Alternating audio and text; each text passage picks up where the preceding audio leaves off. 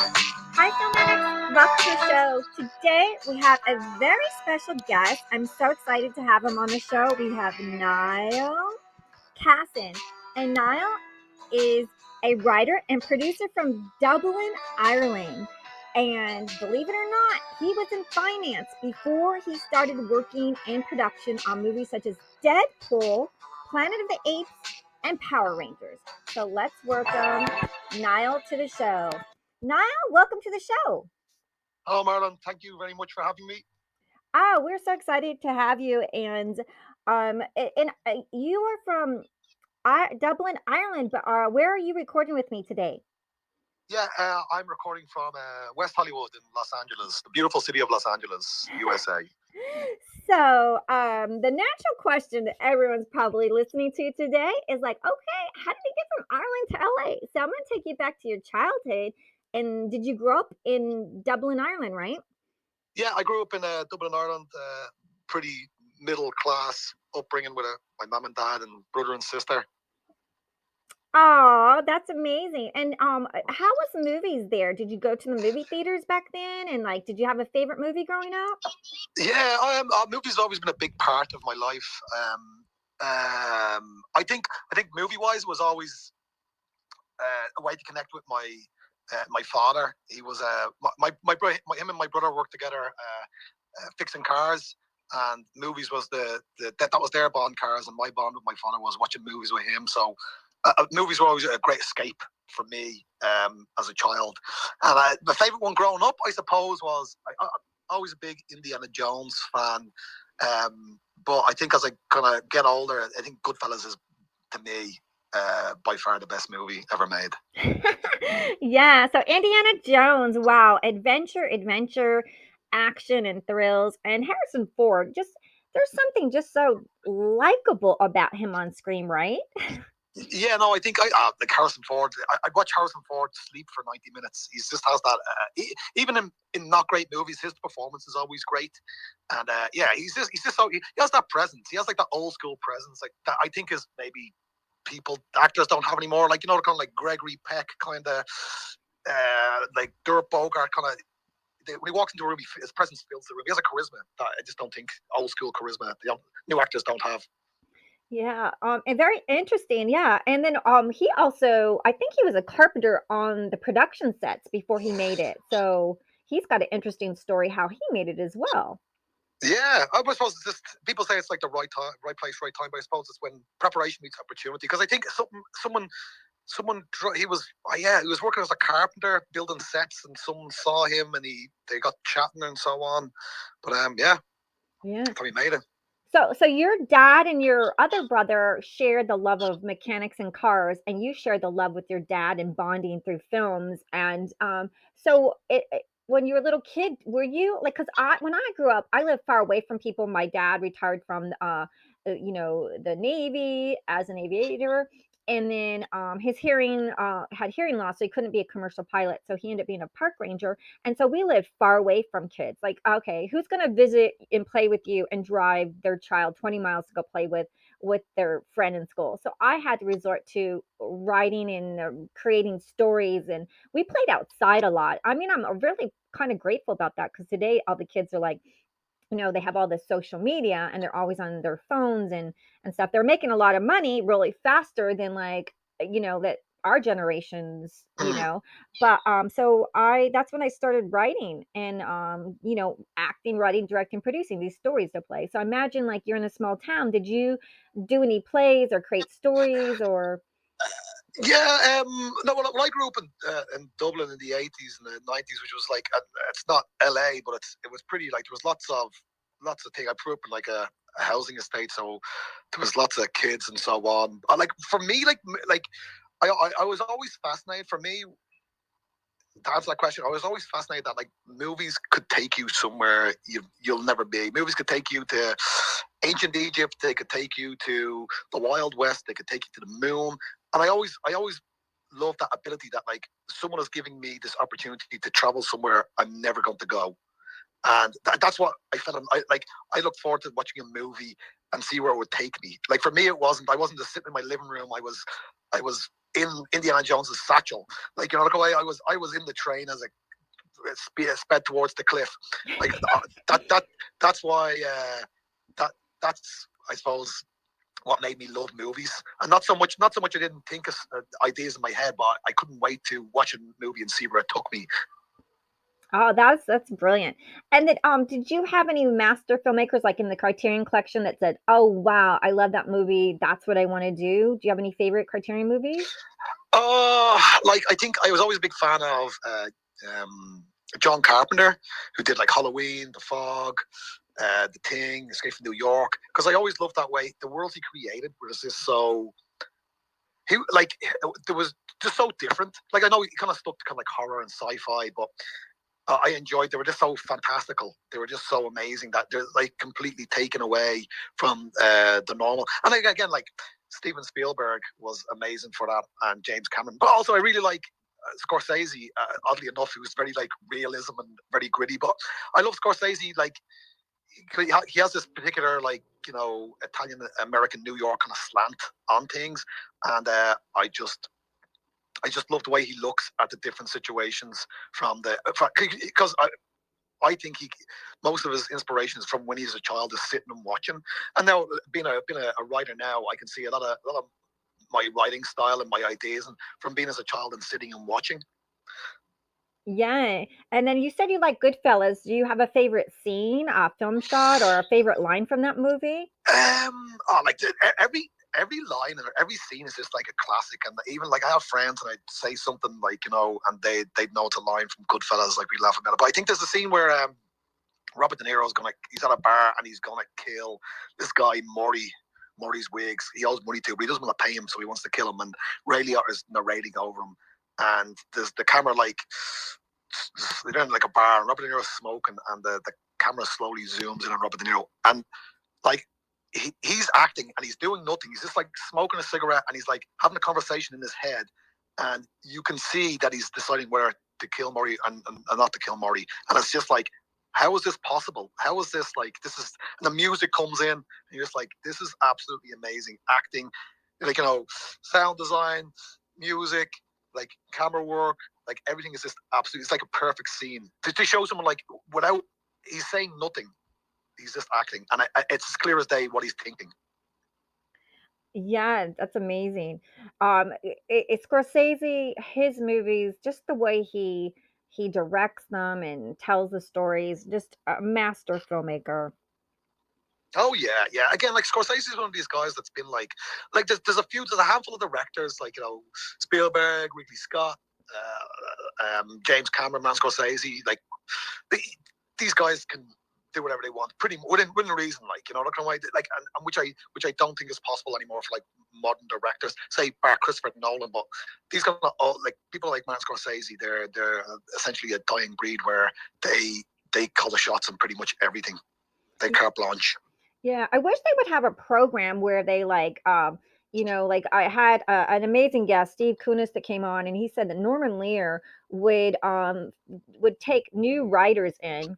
I believe they were younger, but and then put them with the veteran writers and kind of train them and teach them how to write TV shows. And I wish that they would have a program with like veteran directors and producers and writers and pair them with new writers, and not necessarily that they have to be young, because those people would get a free pass without actually writing, directing, producing, Mm. working for an agent, working for a producer, going out there on their own, because most people have been struggling to find their footing. But maybe someone that's middle aged, or even a senior person that needs that chance because they've been trying to find a door. But it's like the older you get, we were discussing, it's harder to get in because people always want, oh, the new people, the new people, the young people. But there's champagne and fine wine, the older it gets, the more expensive it is, and it tastes the best. So there's a lot of people have just been working on their craft, waiting for their break. And so I'm hoping that they'll let older people that have been working on their craft in, and maybe put some programs, not to so stress like you have to be young, because they didn't even and they've never, then they don't have like any probably respect for it, like they've never had to work for an agent or a producer or go out on their own, and they don't if you give them, just carte blanche without ever having to experience the hardships, then, I think it needs to have a balance, like, give some middle-aged and older people that shot because they've been having to work for people and be assistants and interns, and they've, done the hard work, and they've, those are not easy jobs at all. And so everyone deserves that door open to them as well that have been trying to get through. So I hope that they will, you know, help people that are not always in the young age position as well, to give them that shot. Yeah, no, that's a great point. And as well, older people have more life experience. I think most of my writing, for example, is drawn on my life experiences, things that's happened to me, and situations that only time gives you. But also, I think on the other side, that I don't think there's any like roadmap to get into the film industry or get into writing. Like, some people make it when they're in their 60s. Other people write spec when they're 19, and they made it. I think like there's no, because I was speaking to someone the other day, and it's like how best to get into the film industry. It's like there is no way, if you follow these steps you'll become successful, A, B, C, or D. It's just constant trial and error. But I suppose it's like learning from your mistakes and trying to improve yourself. And again, like that's where, like, like where luck or these things come in, as in luck is preparation meets opportunity. If you're not prepared, or you don't put yourself in situations where the opportunity will arise, you're not gonna make it.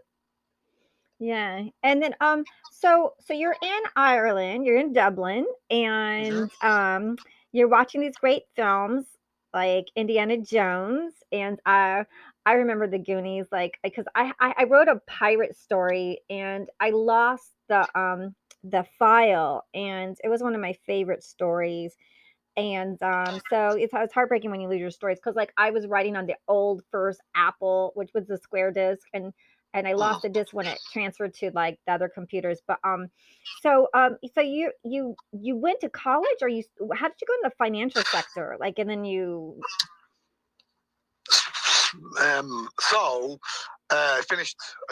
We call it secondary school, which is like the equivalent to high school over here. And then I did like a 2-year course in Coláiste College, which was like film production. But again, like I don't think it was its first. There's many options for film like college in Ireland. So this one was informative, but I don't think it was like the best ever. So after that, I spent a year in Australia, just living and working in Australia. And then I came back to Ireland, and I was in my early 20s, and I had to get a job. So I kind of fell into banking. I stayed there for 10 years, just working at a bank, like retail banking in Dublin, Ireland. And I every year I tell myself I'd write, and I never did. And then I think I was 31, and I was just like, I'm sick of this job. I'm sick of this life I'm living. And I sat down and wrote a really bad script from start to finish. And then I went to this. I think it was like 2014, 2015. I went to Pitch Fest. I don't know if you ever heard of Pitch Fest. Yeah, Pitch Fest, and that's when you moved to Vancouver, or before you moved? No, before I went to Vancouver. So I was still working the bank. I went to Pitch Fest with the script, and everyone, like, people, like, I don't know. So for your listeners, Pitch Fest is like speed dating. You go there with a script. You get 5 minutes to speak to your producer. If they like your script, they will ask for requests. So I went to Pitch Fest. Some people asked for my script, and I just like, listen, I don't know, I tried. Listen, whatever comes, but at least I tried. So then I came back to Dublin, and people got back to me and said, like, listen, the script it's too big. It's massive. Your writing's okay. And even with that, like, when someone in LA, in Hollywood, to say my writing was okay, that's all I needed. All I needed was a small bit of. So I said to myself, all right, I'm going to dedicate the next year to save and write. So I saved and wrote, and then the following year I quit my job in the bank. And my parents just like, what the hell are you doing? Like, you're 32, you have to quit your job. You're gonna try it, make it in LA. Like, at this time I'd never worked on a set, never written anything. I'd only written one script. So I came to LA with this script. Again, people didn't love it, but they liked it. And then I was just like, oh, well, I don't think I'm going back. And when I was in LA, I applied for a Canadian working visa. So as an EU citizen, I can get a 2-year working holiday visa in Canada. So I went from LA to Vancouver, and yeah, that's when I landed in Vancouver as a temporary resident.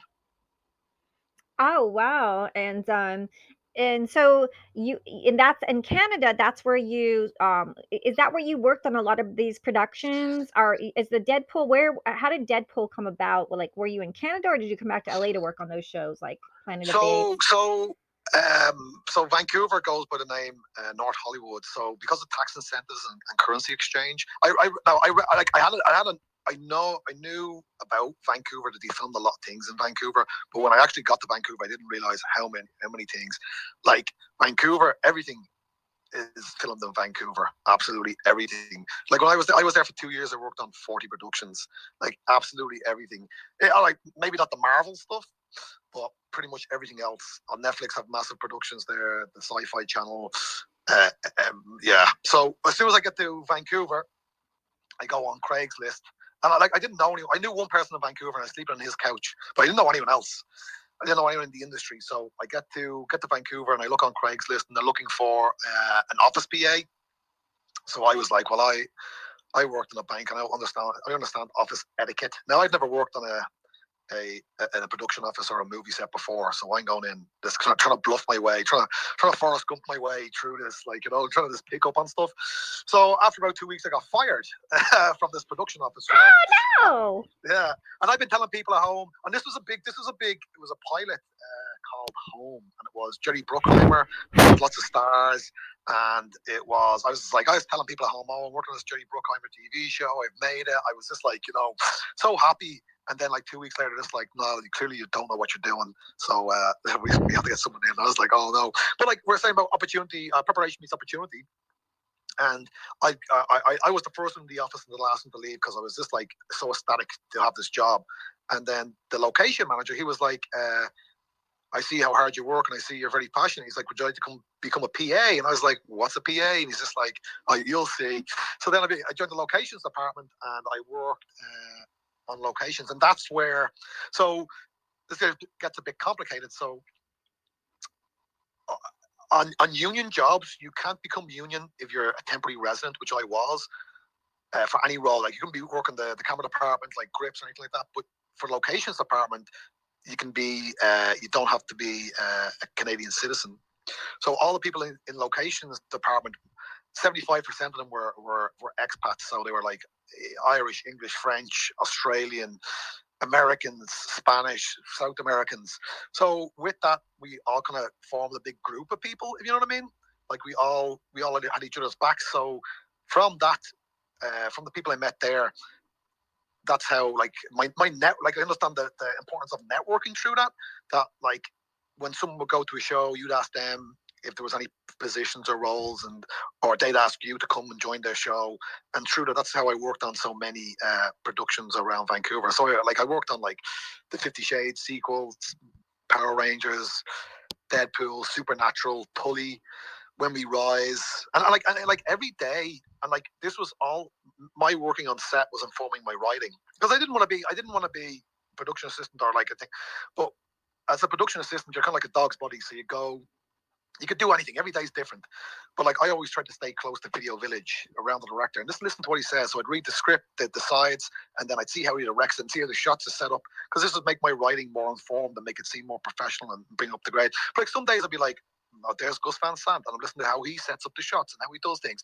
And the next day I'd be like, oh, there's Jason Reitman, and I'm listening to how he layers the shot and what's in the background and how the dialogue's delivered and the choices the actors are making for, because I'd read a line and be like, oh, they're going to deliver it this way. And then I'd see Charlize Theron deliver it somewhere completely different that worked way better. And it's like, now I understand. And again, like writing and watching how it's made and so on, like it's learning a different language. It's not English. Like you're learning a whole different way of doing things. It's like screenwriting, reading scripts. It's not like writing a book or reading a book. It's completely a different process altogether.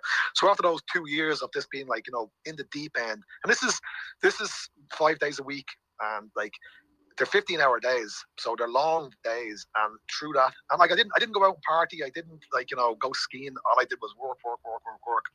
And when I came back to Ireland in 2017 or 2018, I just like incredible resume of these amazing movies I'd worked on, and yeah. And then how did you when you returned to Ireland in 2018, you became the personal assistant to former Universal Pictures executive Scott Bernstein, who did Straight Yeah, Out of Compton, Respect, and yeah, do you want to tell us a little bit about that? yeah. So I came back. I came back to Ireland, and I was like, I was, I was like, oh, I'm back here now. And of course, there is film production in Ireland, but like not the same scale as Vancouver. And I didn't know anyone in Ireland. I didn't know anyone in the production side, because again, a lot of this is like when you build your network. So I had an incredible network in Vancouver, not an incredible network in Ireland. So I came back, and I always like, I because when you work in the film industry, you're pretty much working for yourself. You're pretty much like you rise or fall on your own, like your own steam. So it's just like I got back, and I just like carpet bombed all the production companies in Dublin, and there are a few, but so I sent out emails, and about I don't know about a week later, this person emailed me. He's like, "Oh, hi, I received your CV, your resume, and I don't even know what company it was." So I went for a meeting, and then yeah, they're like, "Oh my God, you're such an impressive. You've worked on all these massive movies. Could you be a personal assistant?" And I was like, "Yeah." So that's how I became the personal assistant to Scott Bernstein. And Scott's been very. I'm still friends with Scott to this day. I went to Shabbat with his family, and he's been very helpful in my career. That's So we built that like we're more well, I don't know if we're friends. I'd say it's more like a mentor. He always looks out for me. But and then I got to see this different the way he views a movie from a producer's point of view. So beforehand I seen it as a production assistant and the lower echelons of the hierarchy of the film. Now I'm like right there in the beside the director and the producer, all 15 hours a day for 3 months, seeing how things are done. And again, this informed my writing, made my writing better. yeah, and then you worked on, and that was a Steven Spielberg executive produced the Yeah. feature The Turning. That was what he worked, Mm. right? Yeah, that was yes, that was Amblin Entertainment. It was based on The Turning of the Screw, which I think again got remade by Netflix. I think it was one of the Mike Flanagan ones now. So it's about kids and ghosts, but it had a great cast. I had Finn Wolfhound from Stranger Things. I had Mackenzie Davis, who I actually was so funny that I actually worked on Tully with Charlize Theron and Mackenzie Davis, and then the production offices in Dublin. I was introduced to Mackenzie, and she was like, "Do we know each other?" And I was like, "Yeah, I worked on Tully in Vancouver." And she's like, "What the hell? Like, what are you doing here?" So it was funny that way. And then a great young actress called Brooklyn Price, who was in the Florida project. So when we were filming in this like Gothic mansion in the Irish countryside, which was a treat as well. It was great. Again, like being immersed in this world of like all these like artists and these actors, and everyone was amazing just to be and see it all happening and be a tiny little part of that, whether it be getting someone coffee or making sure their lunch is warm. But yeah, it was an incredible experience. Making sure their coffee is warm, and like, is it non-fat? Is it almond milk? Is it Trust me, two pumps or three pumps of sugar? it's an exercise in patience, and yeah, but like it was. Listen, I have no problem sweeping the streets on a film set. I enjoy being part of being that small bit of a creative experience. Like I'm not like if someone offered me a job now being like a personal assistant, I'd snap the hand off. I've no problem. I'm and it's not the case of like any genre. I love all film in the process, and I think although I wouldn't write now. I don't write comedy or romance. I would happily work on a comedic movie or a romantic movie just to see the process, how it's different to what I'm used to, and I might get nothing from it, or I might get. I don't think I'd always get something from it, but and be able to implement it. So it would be beneficial, you know. Yeah, and did you have any funny stories or any stories you'd like to share for all those? I mean, you worked on the Planet of the Apes. I mean, anything that you want to tell us more for the Planet of the Apes? Like, how were the Oh, sets or the costumes? so Planet of the Apes is like I'm a big Charlton Heston fan, and so just the continuity for Planet of the Apes is actually linked to the Charlton Heston movie. So I remember one time we were in, I don't know, I think it's called. There's a big forest area in Vancouver. I don't know if it's Mission. All these mountains, and we had to be there like 5 in the morning, and we got there, and there was like, we were in the middle of this forest, like deep in the forest, and there's all this camera gear and everything's in there. And they did this horse charge of these guys in the motion capture suits and pretending to be apes. And I just thought for that 1 second, like I was just watching this, and I'm just like, this is. So they were using motion capture in the middle of the forest to do the apes. Is that how they did that? Just getting a little internet. Let's see if we can get Niall back. Niall, you coming back to us? We were discussing Niall. Um so today is so we'll end this for part one, and we'll talk more with Niall Cassin. He is a writer from Dublin, Ireland, and he worked, like we said, Deadpool, Power Rangers, War for the Planet of Apes, Riverdale, and Supernatural. And then Niall returned to his homeland in Ireland and worked for Universal Pictures executive Scott Bernstein, straight out of Compton, on the Steven Spielberg executive produced feature film The Turning. And then Niall also recently worked as production assistant to Jodie Comer, Killing Eve, and Free Guy on the Ridley Scott's latest movie, and The Last Duel, Ridley Scott's latest movie, which is The Last Duel, starring Matt Damon, Ben Affleck, and Adam Driver. So we're gonna like say come back to part two so that we can have Niall finish his stories about how he became this amazing writer. Okay, so come back to part two. Thanks everyone, and if you can take a second to download the podcast, that could support the channel, and give a few seconds to give us a nice 5-star review. And if you like, you can also support us by Buy Me Coffee Sneakies or PayPal anonymous content, or even like in our YouTube channel, Storytime Fun, and check out our other podcast, Film Addicts. Thanks so much, and enchanting book readings.